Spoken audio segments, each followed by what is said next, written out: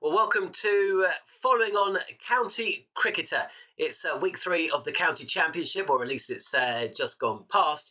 And myself, Jon Norman from Talk Sport, Nick Friend and George Dobell from the Cricketer, and Steve Harmison are back together again to look back at the runners and the riders from another eventful week of 4-day Red Ball cricket. Every week throughout the summer, this is the place to be, whether it's on podcast, on the Following On feed, whether it's on TalkSport 2 or on YouTube, on cricketer.com or on Steve Harmison's YouTube channel.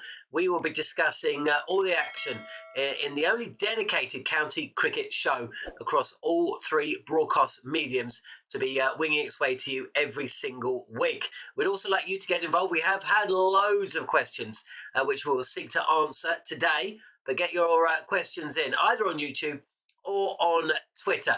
But for now, it's time to get on with the show. Thanks for watching or listening to Following On County Cricketer.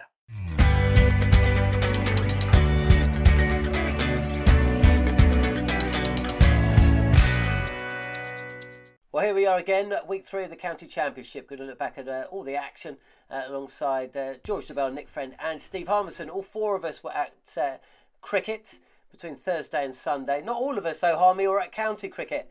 How did the boy do? In fact, I think you might have been to see the game of the weekend. I did, yeah. I seen an absolute epic. 115, played 116 for 9 at Rock in the middle of the Northumberland countryside. It was absolutely freezing. I must admit, the missus was very, very cold when she was wrapped up in blankets in a big coat. But yeah, Charlie did all right. He had 2 wickets and then he missed a strike one. A bit like how Dad's career normally went. Got wickets, but tended to miss strike ones as well. And what about you, Nick, at London's premier cricket ground to see? Well, I tell you what, I think that was a good win for Surrey, considering Sam Curran could only bowl 15 overs. They had injury concerns to their bowlers and their wicketkeeper at one point in second innings. First innings deficit as well. And Somerset looked to be safe. 160 odd ahead, just 2 wickets down. But Surrey conjured up a win. No, it was good. I thought it was a very good game of cricket, actually, between 2 good teams, a lot of England hopefuls, a lot of guys who played international cricket, a couple of very good experienced overseas players on each team as well. With the odd bit of drama, wasn't there? Ben Foakes' injury on the 3rd evening. Sam Curran didn't even bowl the 15 overs he was allowed to bowl in the game. I think he ended up bowling 10 and batting twice and looking sort of pretty fluent and pretty, I guess, sort of Sam Curran-ish. So, he hit the second ball after tea for 6 on the final day. Went after Jack Leach a bit. But then, I guess quite interestingly, I think almost you've got all those sort of established stars on show, and then Ryan Patel is the man who sort of breaks the game open on the final day, as he really has done, to be fair, since I think sort of 3/4 of the way through last summer when he got that breakthrough ton, the Royal London Cup, and has sort of become this top order dasher out of nowhere, having previously, I think by his own admission, been a bit of a sort of a red ball blocker. He really broke the game wide open. Actually, when you looked at the scorecard and saw how Burns and Amler and Pope and Ben Foakes, who played very nicely, went, actually, it sort of highlighted how well he'd played and sort of churning out a ton and 130 odd balls, and I think sort of making that chase look a lot easier than it was on the final day. If you're following the show on the Following On podcast or listening on TalkSport 2, we've had a couple of images flashing up of Harmies at up north, basically watching cricket. And George, you sent us a photo as well. I mean, it looks like someone's essentially offended a very close family member. You don't look at all happy. But I know that it's just for the camera, because you're very rarely happier than when you're at a cricket ground, and you're at a cricket ground all the time. So what did you pick up? What action did you see this week? I saw Essex go into Warwickshire. So the most recent winners of the county championships over recent seasons against each other, and Warwickshire won by 10 wickets. It was actually quite a good game, and I think Essex looked fine. I think they will be fine. They lost it in the first innings. Another fantastic innings from Michael Burgess. I mean, if you're picking on form, no one is suggesting he should be playing for England right now, but wow. And Ollie Hannon-Dolby as well bowled really brilliantly, and we had lots of long discussions about the wobble seam. I don't know if we want to talk about that, or if we want to ask Harmy about that, whether he ever used it. We'll talk about it in moments of the week, I think. Okay, because it is completely, it's not completely new, obviously, but it is revolutionising cricket. I honestly think we're going to look back in 100 years and think that it, like DRS, has become... I don't know, so many of the innovations in cricket are benefit batters, don't they? But this one really does seem to be benefiting bowlers, and never more apparent than when Ollie Hannon-Dolby is making use of it on a pretty flat wicket, really. And another little observation, that Edgbaston wicket, it's a good test wicket. If Virat Kohli's going to break that 100 duck anywhere, that's what you should put a bet on there. Virat Kohli to get 100 at the Edgbaston test. Brilliant. It's that kind of insight, you see, that you come to the show for. And I was at the Oval, of course. I was there on Thursday and Friday. And I set the team a task to take a photo while they're at the grounds. Harmy and George nailed it. Nick, very disappointed. And you could, no excuses. You were there. I saw you. Still no photo. But look, that's fine. Maybe you're a podcast. And you were my proof of my presence. You seeing me was proof that I was there. I was also at Canterbury on Thursday, and there was a photo of me at Canterbury. There was a photo of me at Canterbury that granted did not end up in your possession. But well, then there you go. There you go. I did take a photo though, and essentially I popped over to the pavilion. I am a member, so I was managed to get in. Your ECB pass can't get you in the pavilion, and essentially I stumbled upon this photo that was on the wall. It was of a Surrey team from 1887, and what interested me was that one of the players was resolutely refusing to look at the camera when the photo was taking place. He looked like he was having a proper sulk on. So I took the photo and I sent it to you guys. And then a couple of days later I thought, well, I'd probably better find out who this guy is. And as these things very often work out, if I was to say to you, well, first off, do you know who he was? You saw the photo, but I didn't pick out the player and I didn't give you the reasoning. But do you have any idea who Henry Wood is? No idea. Excellent size. Alex Stewart. Was Alex Stewart not on that photograph? Oh, no, it's only 100 years before, 1887. Nick? No, I was just admiring the sideburns. Well, Henry Wood, statistically, is the most successful England batsman of all time. I know. And I had to check it. But if you remove any criteria, and I can see George heading to Cricket and Post stats right now, if you put in highest batting average for any England men's batter in the history of Test cricket, there's your man, Henry Wood. And he's also the first wicketkeeper batsman to score a century in Test cricket. So there you go. And that's fantastically modern start to the show with a story, breaking story from the 1880s. Terrific. Oh, I couldn't believe it. I've been waiting for 4 days to tell you this story, and I'm so pleased that. Well, at least I was excited anyway. Well, anyway, that won't be the top line, and it won't be moment of the week. But shall we start the show, guys? The top line. Okay, guys, the top line. Where shall we start, George? We've got to be honest. It wasn't a stellar week of county cricket in terms of heart racing and pulsating close finishes, is it? Because most of the games are over by day 4. I can't remember a round like it though. I think there were 5 innings victories or defeats, and 1 by 10 wickets, which is pretty incredible. I still think. Look, what I saw was kind of compelling, and it was quite high quality as well, because some of those sides that won, Nottinghamshire being a good example, were sort of bouncing back after a rough week previously. So it seemed quite, Hampshire as well being a really good example, wouldn't they? I don't know, there was still a certain entertainment value, and as I say, the quality of cricket that I saw was high. Yeah, absolutely. And Shan Masood, Nick, he's just spoken to Harmy, actually. That will be going out in the Cricket Collective. In fact, it would have already gone out in the Cricket Collective on TalkSport 2 and on the following on podcast. But yeah, Shan Masood just continuing his ridiculous run of form. He would, I mean, yeah. No more needs to be said. No, he's, I think people expect him to have a very good Division 2 season. He's obviously a very good player.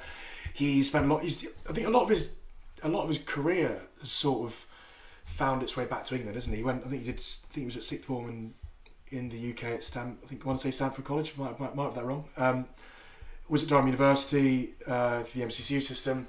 Obviously played for Pakistan over here. I think he grew up just down the road from Lords as well. So, or spent some of his upbringing down there anyway. So, I guess it was probably always fitting that he'd come back here and score a bucket load of runs. But probably perhaps not the number he thought he would score in the first fortnight of the season. But I mean, his biggest barrier to 1,000 runs before the end of May might just be batting first. Might be the fact that he makes too many batting first and doesn't get another go, and they win by an innings, and suddenly 6-7 innings left before June becomes 2 or 3. But no, I mean, at this rate he's on to break all sorts of records, isn't he? I mean, he's and I think Mickey Arthur and Derby have been delighted with the 3 pitches they played on as well so far. So, and it was good for them, I guess, to get some actual reward and win the game as well, rather than the 2 draws they've been involved in before then. My top line is Surrey's win. I know I'm biased, but at the end of the day, they lost the toss. Somerset with 300 on the board first innings. They were leading by 160 with 2 wickets down. Surrey were 2 bowlers down in the second innings, and they won the game. And that's a pretty impressive start to the season for them, top of the league. What about you, Harmy? What was the top line from week 3 of the county championship as far as you can see? Yeah, I think Bohannon, 231, and an excellent win from, I mentioned him last week, going to bat at number 3, taking responsibility. And yeah, it's a tough place to go and bat. So if he wants to play for England, go and bat it where it's toughest, and he's shown so far this season. He's in the runs. Yeah, Masood was, again, just carried on where he left off. Interesting when he talked to me and Neil Manthorpe in the Cricket Collective, he said he lost his sister. His sister sadly passed away not long ago, and his outlook on the game as it's just a game has really sort of refocused his priorities in life. And he was brilliant on interview, and again, as good as he's played. From that, and the other one is Patterson White. I'm terrible with names. Young Liam Patterson White, spinner. There's a lot of talk about 2nd of June, who is going to be our spinner. Well, Parkinson and Patterson White are putting their hand up to say it to Jack Leach, I'm coming for your place. And he got a 5 for at Durham, which is no mean feat at the Riverside. It's not one where spinners get too many wickets.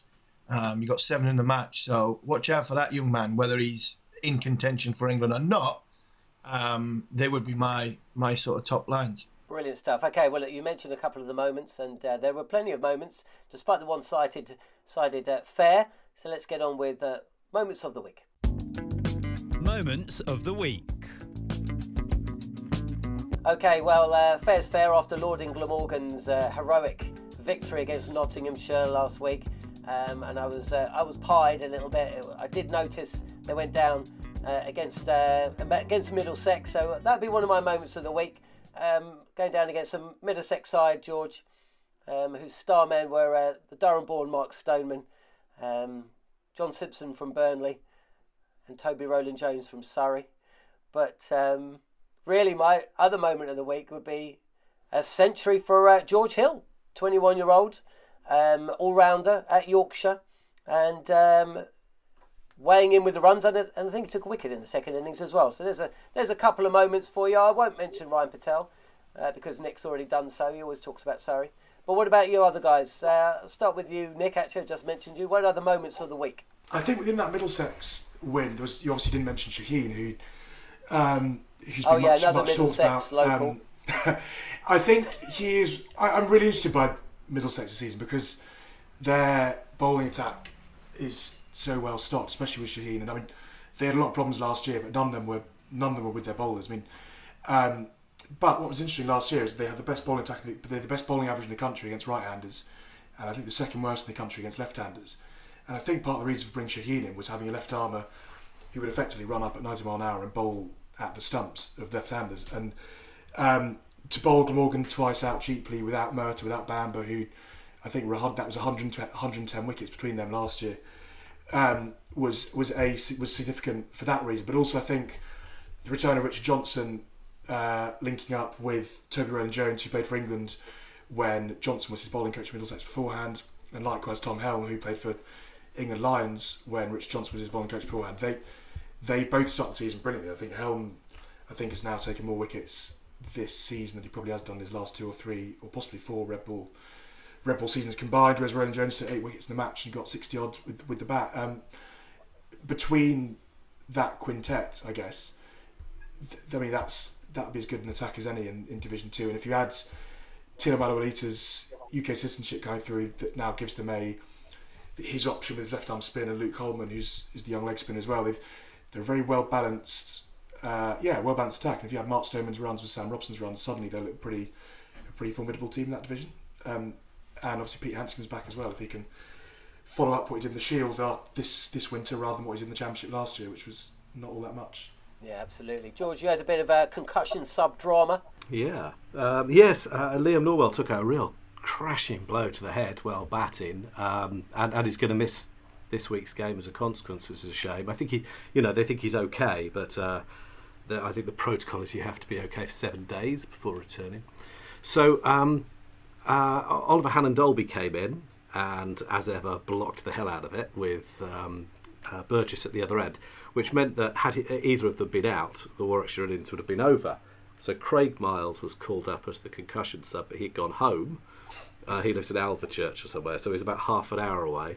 So they were getting regular updates on his journey as he drove to the ground. They were like, he's at the lights, on the whatever road, Ulster Road, and there was this odd period where they were blocking it, and Burgess is obviously smashing it at the moment. I think he's hit 13 sixes in 2 innings so far this season. So it was a really odd passage of play, and then he arrived, and I don't know what they put on for the last wicket, 64 off the top of my head, I think it was.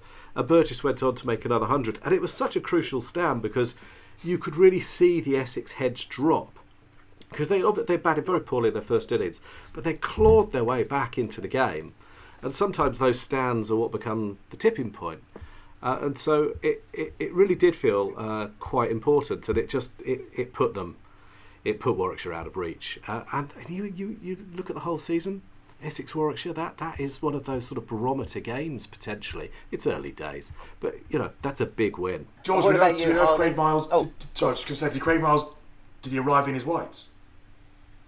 Do you know if he sort of got out of the car, pads on, helmeted up in the car on the way in? He was driving, so I don't imagine there was a lot of scope for changing as he arrived. So no, I don't suppose he did.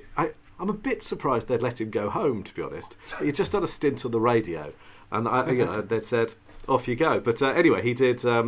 He got there just in the nick of time. Harmy, what about you? Unless you got some tales from playing where you had to dash to the ground, I imagine not. No, to be honest with there you. was one game where I dashed to the ground after I got brought into the squad for the Lord's Test match against Australia. Not going to play, but managed to keep it quiet from Notts, because Durham were playing Notts, and word had got back to me that if I was going to play in the Test match, Notts were going to play on a certain pitch, have a little bit more in it, and if I didn't play in a Test match, they were going to play on this flat pitch, which actually it riled me up a little bit more. So I get left out of the Test match at half 10. Straussy picks a team, I'm not in it. I've raced up to Trent Bridge, got there by lunchtime. And I think I had 6 for by the end of the day, bowling on this flat pitch, which still generated a bit of pace. Durham won, we won comfortably. So it's probably the only time I've had to dash somewhere. I was literally the night before the lads at Durham were telling me that we literally got we're going to play on potentially 2 different pitches here. One if you're playing and one if you're not, which I thought that was a bit respectful towards myself, but it rattled me up a little bit more that they decided to play me on the flat one. So that's the only sort of pitch thing that got me. Actually, I've got my moments were a couple of nice gestures by players, because we've talked about how good individuals have been. Hassan Ali gave a young kid the stump that he managed to. I think he broke middle stump, and a young kid got a nice souvenir. And Peter Siddle, again, great ambassadors for our game. Give the 5-wicket ball to a young Surrey fan. Sign. So little things like that are great gestures from the players who are role models as well, which is great to see. And it's great to see young kids in watching first class cricket. But we can't get away from this. The shocker, that umpiring decision. I'm sorry, whoever. Yeah. I think it was Mick Newell or Mark Newell or whoever. I think Rob Bailey was in the game as well. Down was that at Canterbury? Was it at Canterbury? Yeah. I think it was. I think he gave young Cox out. Jordan Cox, yeah. Court back pad, and I think he nearly had his hands in his back pockets, never mind anything else. So I'm sorry to the umpire, I have to call you out on this. That was an absolute shocker. It's only Okay. It gets given on Ben Brown's appeal, doesn't it? Short leg and leg slip hardly appeal. There's just nothing for him. I'm not surprised it didn't appeal. Oh my word! It was Cox's body language and Darren Stevens at the non-striker. The head bow, the great head bow, and amazement towards the umpire. It was like, and that partnership. What was that partnership? That partnership was, I think it was about 40 odd, and it was holding the game up. It was holding Hampshire up. And when Darren Stevens' look, when the finger went up in the air, was just priceless. Even though he had his helmet on, you could just see the look in his face was just that was a shocker. Can I just check? Was it Rob Bailey, the umpire? I'm not sure. Was that Rob Bailey or Mark Newell? I thought it was Rob Bailey because I sort of semi-recognised the. We better be careful. We better be careful to check or not say that, then, hadn't we? But yeah. I mean, he's actually quite a good umpire. I don't know. I guess we've all, we all make these inexplicable mistakes, like driving into a post or something like that. Didn't Rob Bailey's Test career come to an end because of an equally horrendous umpiring decision? Yes, he was caught off the thigh pad down the leg side at the second or third appeal. Yeah, Viv Richards ran down the wicket and just kept going until the umpire went, "Oh, okay, I'll give it out." That is pretty much right. Yeah. I'm still annoyed about that. 32 years later. Anyway, we'll find out. We'll find out who the umpire was.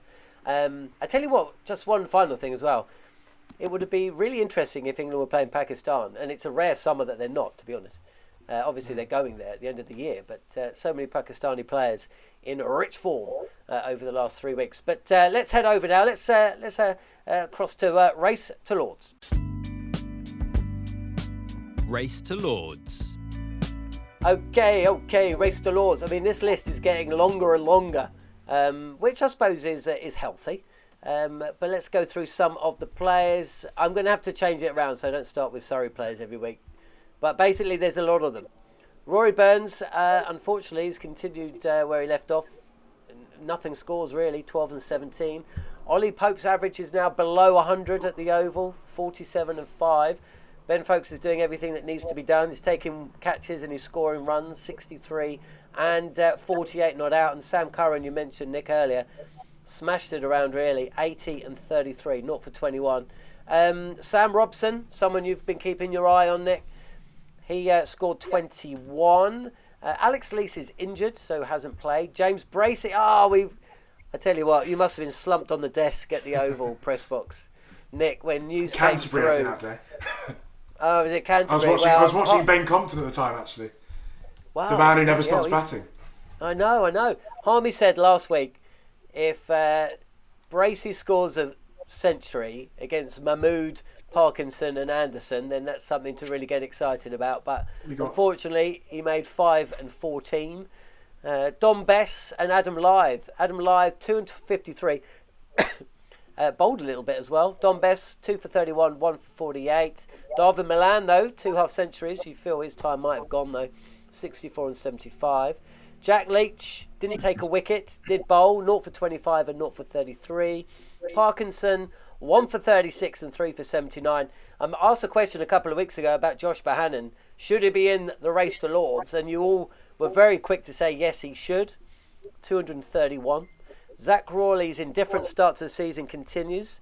7 and 29. Dan Lawrence, 30 and 44. Sibley scored a few runs. 33 and 41 not out as Warwickshire beat Essex. Craig Overton coming up against his brother.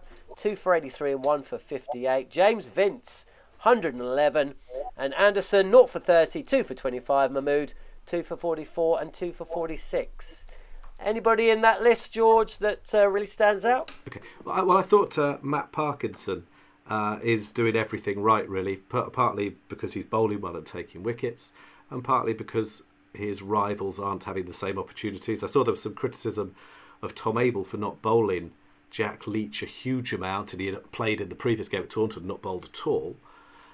But I noticed in the same game, Surrey didn't pick their specialist spinners. So, sometimes the conditions don't necessarily suit. But what I would say is that kind of proves the point that a finger spinner maybe isn't able to extract anything from some of these surfaces where a leggy is. And I think things are aligning to suggest that Matt Parkinson might well win his opportunity quite shortly. I don't know. What do you guys think?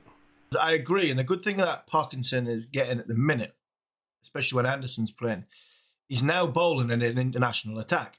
So he'll get used to. You've got Hassan Ali, you've got Saki Mahmood and Jimmy Anderson.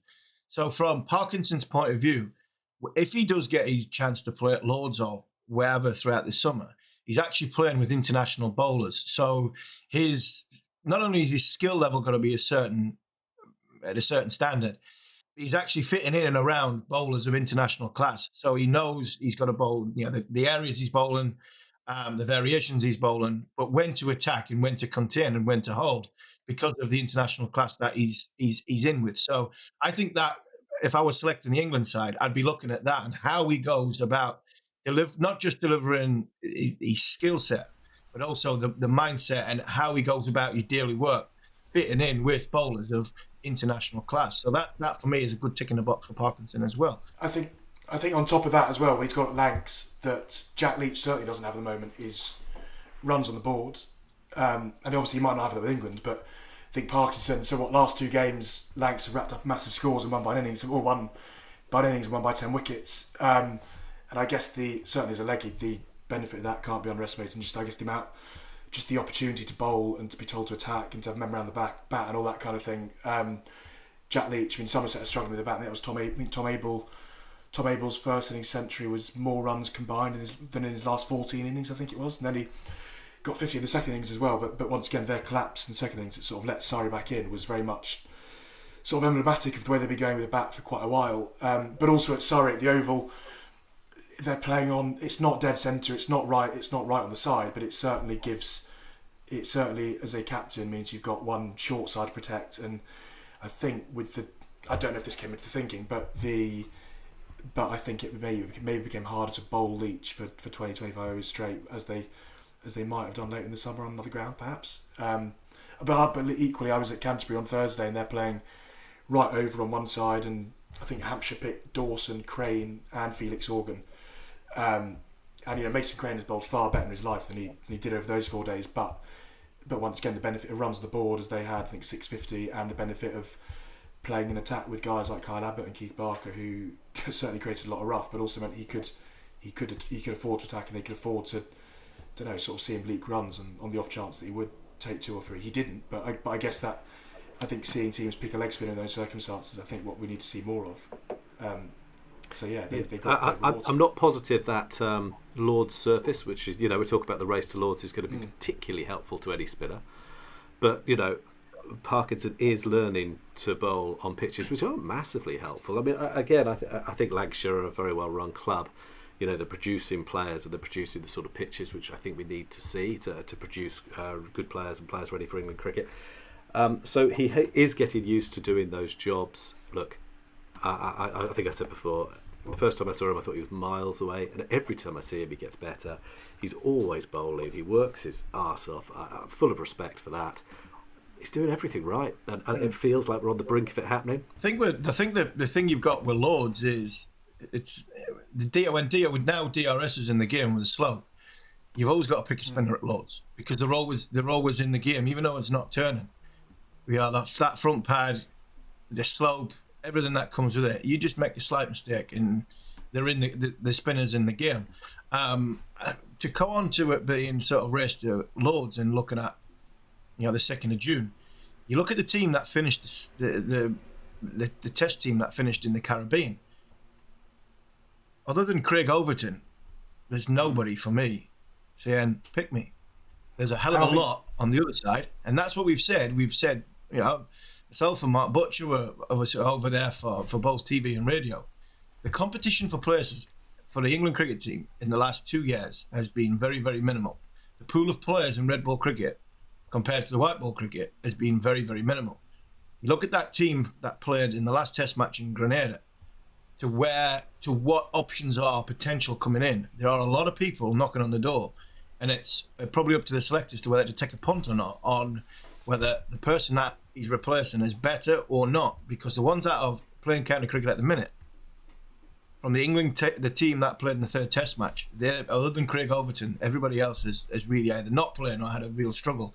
And there are young players knocking on the door, and whether they're ready or not, it might be new chance, new time, chuck them in. But I think the good thing about these first 3 rounds of county championship matches, there are a lot of young players knocking on the door now, which is good to see. I think and to throw another curveball there as well, I think 3 or 4 of those guys from that Grenada team. So Dan Lawrence has got a hamstring problem. We've not seen Alex Lee since the big 180. Craig Overton was off the field a bit yesterday with a toe problem. Matt Fisher's out with a what's Matt Fisher done? Back problem, I think. Guys who are a bit further away. I think there's some guys a bit Dan further away as Lawrence well who've too. been struggling. So Dan Lawrence has said. So it may well be that come June, I guess, other names have been able to step into, been able to sort of enter the conversation. You've also got Stokes. Stokes is going to be named captain, but you've also got his knee. Yeah. You've also got his struggling knee, so we haven't seen any of that. So the race to Lords, what we have, it could be a very, very different looking 11 compared to Grenada to Lords. The one good thing about it is whoever they pick, if there are new, they're picking form, because there's a lot of good players and a lot of young players in form, which is good to see. We don't even know who's picking, by the way. Exactly.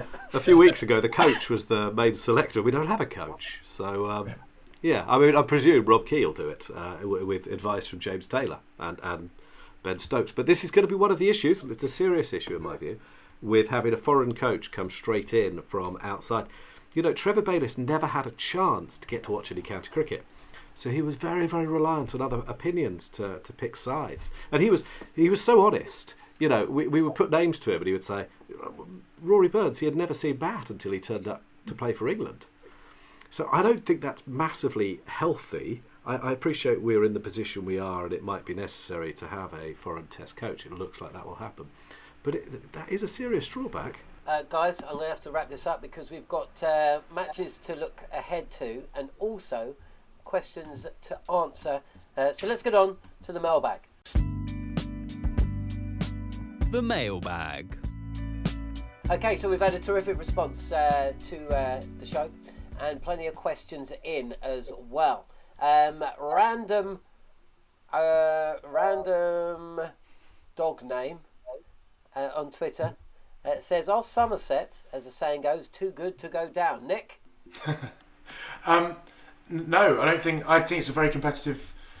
I think Division 1 is very competitive, and I think having 10 teams in it means that there is more emphasis than on just surviving relegation, as perhaps there was when it was 8 teams and very, very dog eat dog. But Somerset need to score runs. I mean, they're the one thing they're not too good at the moment is batting. And I mean, if they can sort their batting out, they'll be fine. They'll compete at the top end because they've got a very good seam attack, and as the summer goes on, a very dangerous spinner, as we've seen with Jack Leach in the past. I guess especially at Taunton, but no, you can't be in a situation where Tom Abel's, as I said earlier, Tom Abel's scoring 100 that is literally 14-fold on what he's done the last 14 innings. They've been very reliant on a few guys there, haven't they? I mean, and if you don't score runs, you're not going to win many games, especially if you are playing on pretty good surfaces, which is what they have been doing for the first 3 rounds of the summer. So no, absolutely not. I don't think. I genuinely think it's going to be very competitive.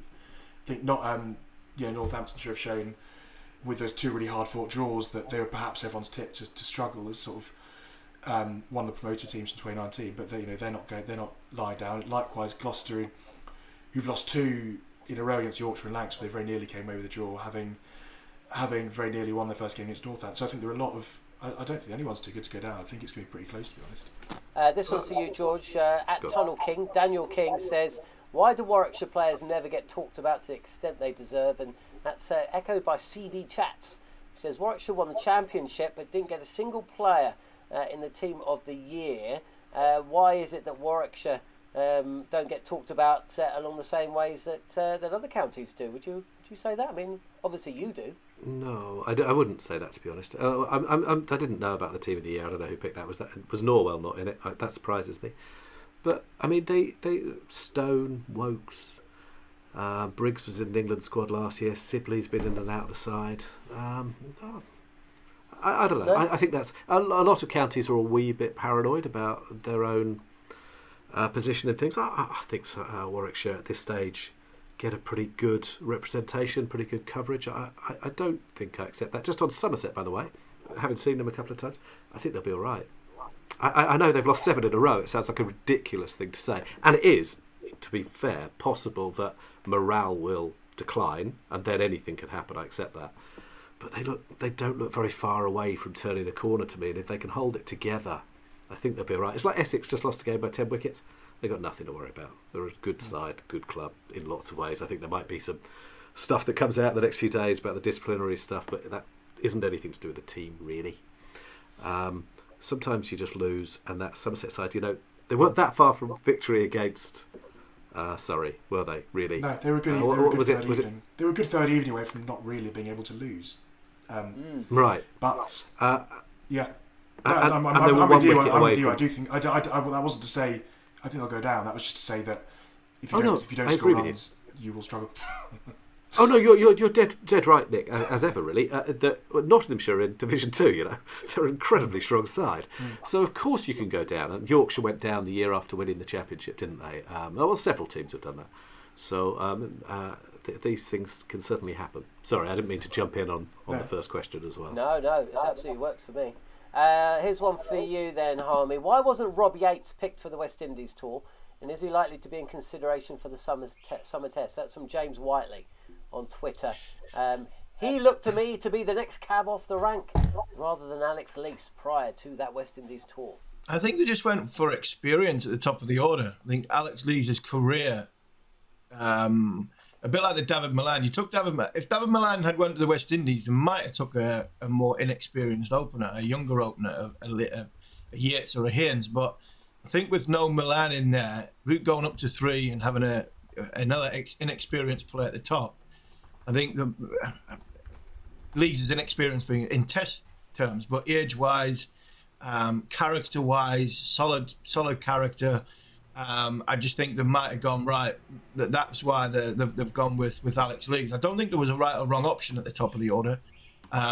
They could have gone with 2 or 3 other players. I just thought the final decision, the final tick in the box might have been, he's 28-year-old, he's been around the block a bit, he understands his game. Why put a young player at the mercy of what has been a very, very difficult winter? We'll go with experience, and this comes back to my point. One of the biggest things Keezy has to get right is bridging the gap between first-class cricket and Test match cricket. The overseas trips in between, in the winters, in our winters, we get back to going them because you could pick. If you look at the team of the week every single week for the first 3 rounds of the county championships, they'll probably be on an A tour next year. And if they can bridge the gap of playing better players, overseas experiences, then they've got a better chance when it comes to Test match cricket. And I think that's one of the reasons why we have had a real struggle of late, because we haven't had that gap. We haven't had that gap being bridged. And I think that's why Yates and Haynes, Bahanan, 1 or 2 others will benefit from the full season of county cricket, going on an A tour and being ready for the next summer and throwing their hat in the ring. Not to say that they're not going to get picked this year, but I think that's what will help. And I think that's why Lee's got picked over a Haynes or a Yates, just that little bit more experience because he's 28-year-old and he's been around the block a bit. Okay, just on that, he is at uni still, Rob Yates. He's at uni and he's had basically 1 season. I mean, he is an impressive guy. I think don't think anyone made more centuries than him last year, but he went on the Lions so that they could take a look at him. He doesn't know the players he would have been playing with. I think it would have been a big ask and possibly damaged his long-term development. You've got to be a bit worried about that.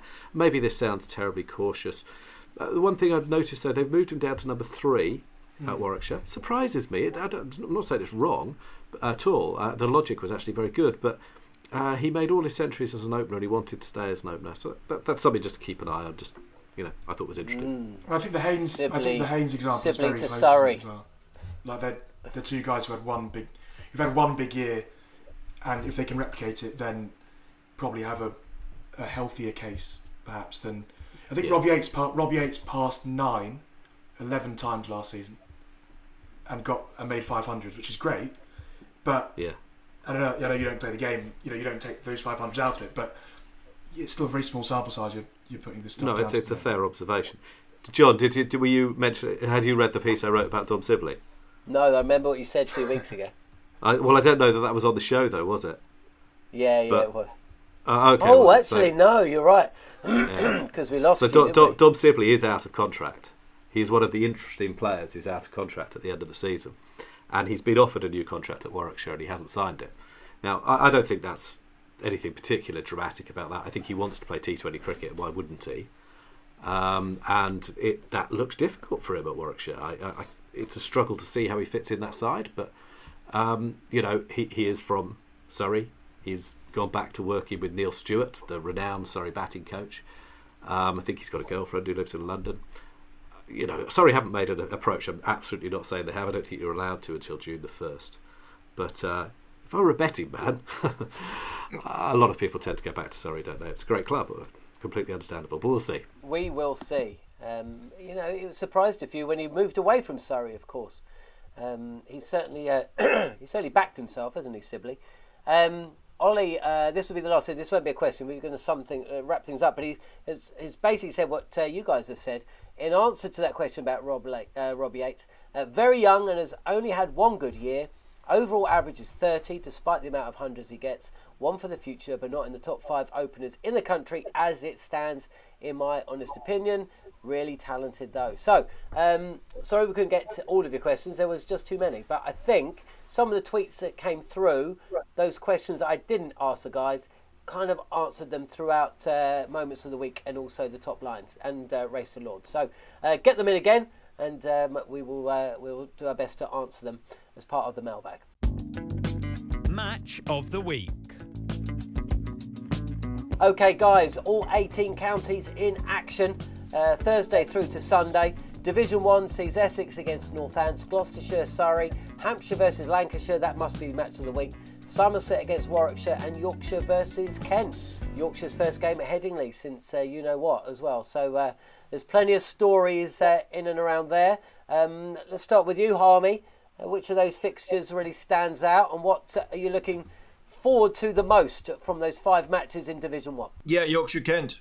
Yeah, that's it, top and bottom. For me, that's the match of the week because it's the first game the Yorkshire faithful are going to give a chance to go back through the gates of Headingley and either have their sort of stamp and approval of what's happening now and moving forward and trying to rebuild the trust between the community and the club, or it goes the other way and there's still a little bit of an animosity. So I'm sure there'll be some anxious waits for Darren and for Lord Patel, but fingers crossed that the Yorkshire bandwagon is moving in the right direction and the Yorkshire fans will come in their hundreds and thousands to support the club going forward. And that for me is the game of the week. I know that's off the field. On the field, yes, Hampshire, Lancashire. Again, we've seen Hampshire get 600. Can they get 600 against an international attack? Is Anderson going to play back-to-back games? Mahmood, Parkinson. See how Parkinson goes against a very, very good batting unit who are in form. So yeah, that's the on the field one, but off the field one, it'll definitely be what happens at Headingley. I'll be watching on Thursday morning. Are you going to be at a game this week, George? You've got a little celebration coming up. I don't know about a celebration, but I am taking some time off. Yes. So no county cricket for you. Yes. And a large one. Well, happy birthday. Thank you. Hampshire versus Lancashire, though, eh? I mean, that must be the match of the week, surely, from a cricketing perspective. It's been a quite what's the word I'm looking for? It's been an encouraging start to the season because you look around and actually there've been some really high quality contests, and this is a really good example. So I've no idea which way it's going to go, but Division 1 looks really, really strong. I mean, you've got a side as strong as Notts in Division 2. That's kind of encouraging too. So I hope it's played on a really good pitch, and I hope we see the leggies in operation. I think that will be really interesting, and I hope it's a high-scoring encounter, basically on a sort of test quality wicket. And those are the sort of encounters where you can start to make some sensible selection decisions ahead of a test series. I think we talked last week about what you read into Craig Overton's 13 for 87 or whatever it was. And I don't know the answer, but I think that if you're seeing two really good quality sides on a sort of test quality wicket, then you can begin to make some really informed decisions, can't you? And Nick, one of the, to further on from George's point, really, if you were to look at the teams that you'd say would be, contesting the bottom positions in the table, Northants, they batted out a draw, and they batted a long time against Yorkshire last week. Gloucestershire, of course, have been your guys' tips to actually impress this season, and they came within 4 overs of batting out a draw. Somerset we've talked about a little bit, but even Kent, Compton's continuing his ridiculous run. Daniel Bell-Drummond has scored a big century last week as well. So it does show the strength in depth, really. 100%. Put it this way. On Northants, so Northants are back at Chelmsford for the first time since they lost in a day and half an hour in last September.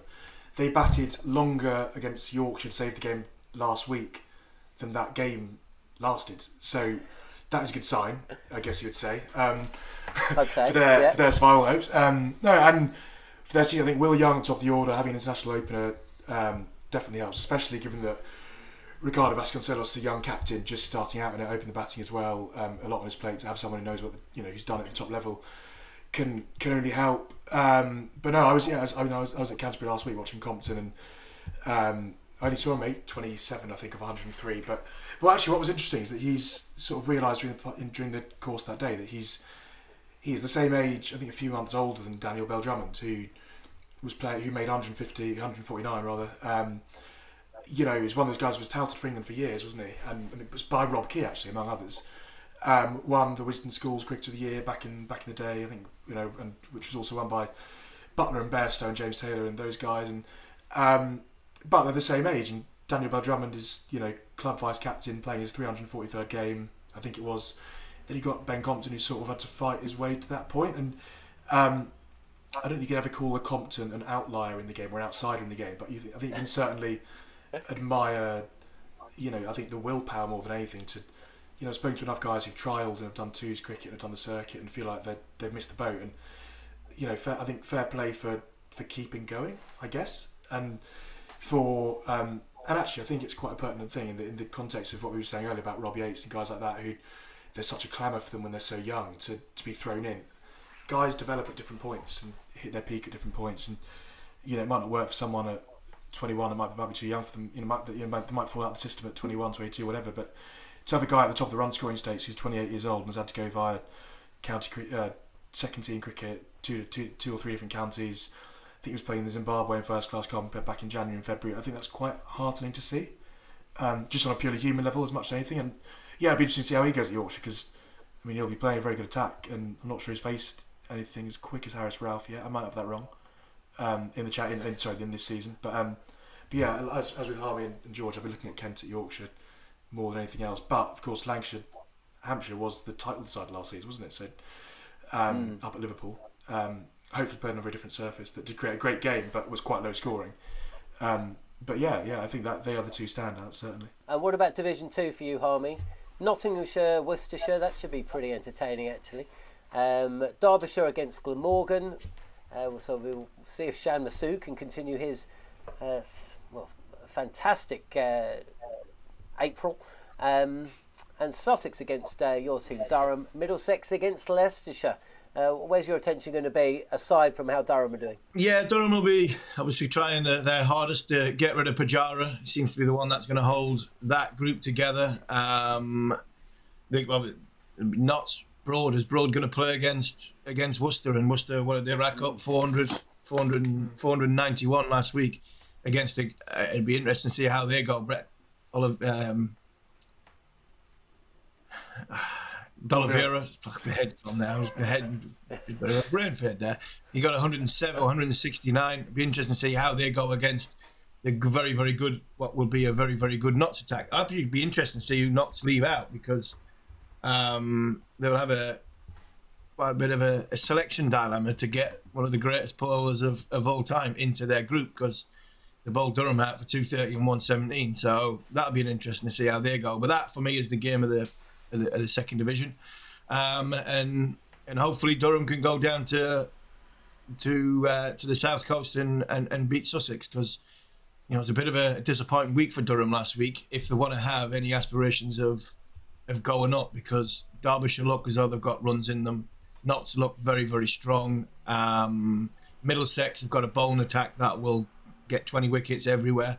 And they look as though they've got a good side as well, Middlesex. So as well as we've talked up the first division, there's about 4 or 5 strong candidates to go up and hold their own in that second division. And Durham are probably just hanging on the shirt tails of that. Okay, time is against us, so let's head to one to watch. England Player Watch. Okay, so at the start of the season, we all picked one player that we were going to follow the fortunes of, and once again, it's Harmy's man who's really standing out. Matt Potts with 6 for 107 against Nottinghamshire. Harmy, although, of course, in a losing cause. And Nottinghamshire, no, it wasn't against Nottinghamshire. Who was it against? Yeah, Nottinghamshire. Yeah, no, it was Nottinghamshire. Yeah, that's right. They only batted once, didn't they? Is that right? Bowled nicely, bowled lively. Looked as though he had a decent bit of pace up, and he bowled straight. That's the thing I like about the guy. He's quite tall. He's not hugely tall. He's about 6'2", 6'3". But he hits the deck quite hard, brings the stumps into play a lot, and that's what I like about him, especially at Chester Street. Him and Ben Wren got 9 wickets between them, but Slater was just too good for him. But it was good to see that again. He's continuing with the wickets. What's that now? He's got 16 championship wickets. So, like I said before, when I said last week, if you get Bryden Carse back into that group, Durham will have a bowling attack that can challenge to trying to get them pushed up the league. But again, like we've talked about, George talked about and Nick talked about earlier, if you can't get runs on the board, no matter how many good bowlers you've got, you're not going to win games. Ed Pollock weighed in with a few runs. Nick, would have been pleased to have seen that. No, I was pleased. I was pleased with the manner of them as with the number of them. And he obviously Ed Pollock's name, I think, until this year was solely white ball linked, because he'd never played a county championship game in 6 years at Warwickshire. And actually, I think fair play to him for going to Worcester and playing his way. I think he'd spoken to a lot of bowlers who all said to him, "Don't change what you do." What the gist very much being that what's made him, sort of pretty successful in the white ball stuff has been that if you miss, he's just going to haul you over to the next side. But he was out at 12:30 for 77 on the first morning, off 70 odd balls, having made 112 ball ton on his debut for the county. So yeah, I quite liked seeing that as much as the number of runs. Just a guy sort of backing his ability, and a bit like Ryan Patel's done it. Sort of realising that he's got the game to go and if it's there to be hit, to hit it. It won't always come off, but I think I said in the first episode that it'd be intriguing to watch how he fares in red ball cricket, and 200 runs in 2 games isn't bad. Mason Crane did get a bowl this week. Didn't take a wicket though in 2 innings. George. But, I'm just glad he played. Exactly. I think he took 0 for 100, didn't he? And went, almost fallen over or something. But he'll have better games. I just think the relevance is that you got 2 decent leggies playing. You couldn't exaggerate. We're almost the same age. I don't want to do you a disservice, John, but I didn't see a leggy. I didn't see an English leggy until I was probably 30. I kid you not. Well, Kim Barnett bowled a bit. But Abdul Qadir, when he first appeared, that's why I loved Pakistan so much. There was such a sort of magical, fun side to watch. And Abdul Qadir was... and then Shane Warne appears, and people started to copy him, in particular Shane Warne. But I see Mason Crane as a sort of barometer cricketer, that if he's playing, it probably says something about the pitches, and it probably says something about... the way he's going to be captained, because you probably have to expect that leggies are not going to provide, generally, Shane Warne apart, quite the same level of control as you might get from a Jack Leach. So I'm delighted he played, and I hope he continues to play. And don't judge him on those figures. He's a lot better than that. But yeah, he's fallen behind Matt Parkinson at the moment. But that's not the big picture really. There's been Well, at one. least we can- There's been we- one county championship 10-foot by a leg spinner in the last decade. I mean, match 10-foot. Well, that was Mason, presumably. No, was it was Luke Coleman actually in Middlesex at Sussex last year. Oh wow! But before that, it was Adil Rashid back in 2011, which probably Great speaks to stat. speaks to how. Yeah, as I guess to everything you just said there, but I think Actually, the second English leggy I saw was probably Athers. Because Athers had a season where, well, no, but you laugh, but he was a good bowler for a while. He had a season where he took something like 48 first-class wickets, maybe 45, something like that. And at that stage, you're thinking he's really going to develop into an all-rounder. I know that kind of sounds silly in retrospect, but he just had a bad back. He's got a rubbish back. But I'm pretty sure he took almost 50 wickets in a season early in his career bowling leggies, which, that was unheard of at the time, I think. Well, look, we've just finished strongly. That's all I say. Nick Friend pulling out the stat. Leave Hope it's the right. best till last. It doesn't matter. I'm going to go and check that Mike Atherton thing as well. My man Dustin Melton didn't play. Well, he did play. He played in the seconds. Picked up 1 for 59. I hope he does play. He's got a wonderful story. Guys, we'll leave it there. Thanks so much for listening or watching. Following on, County Cricketer. If you got this far on YouTube, then please subscribe, review, leave a question. And if you got this far on the Following On podcast, then we'll do the same, really. And we'll be back following week 4. George won't be with us, so it'll be myself, Harmy, and Nick looking back at all the action from week 4. Big happy birthday to George, and thanks for watching or listening.